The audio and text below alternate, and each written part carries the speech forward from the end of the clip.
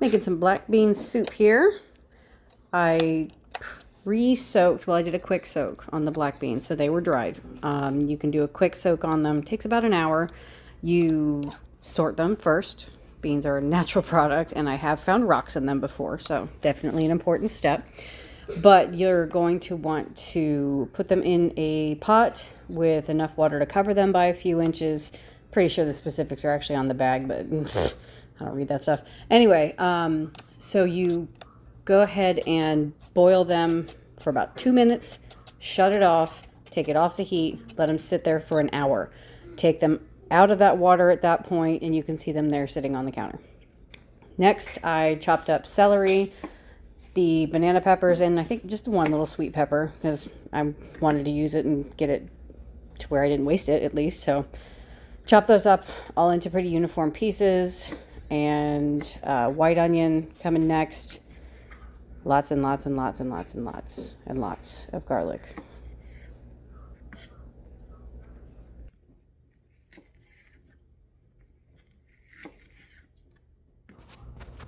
Still chopping. One of the best things I can ever tell anybody when you decide you want to cook or, start making your own stuff from scratch is prep ahead. Have everything ready. I do my best to get that done before I start cooking something and try to chop everything that I know I'm going to need, but I kind of ad-lib a lot too, so I add things as I go. But for the most part, my major chopping, I definitely try to get that done beforehand. It just makes it easier, more seamless for when, you actually do go to cook. The funny thing is that a lot of my friends or, anybody, when I post something that I've made food-wise, they're like, oh, what's the recipe? And I'm like, I don't know. I really don't, honestly. I measure a lot with my heart. I may use a recipe like with baking, especially with sourdough, or even the sandwich bread that I'm going to post a video about. I do not use a recipe. Baking, though, you kind of have to be precise. So for that, I do. Basically, I'll kind of go by the guidelines of the recipe and use that. And all those peppers were from my garden. So we're done with the chopping now, and we're moving on to hot pot avocado oil. Higher smoking point than olive oil. I use it pretty much in everything. Got the 93.7 ground turkey, and then we're going to be moving on to seasoning. So don't come at me. It's sazon. I don't know. It's good. Chipotle powder and some ground cumin.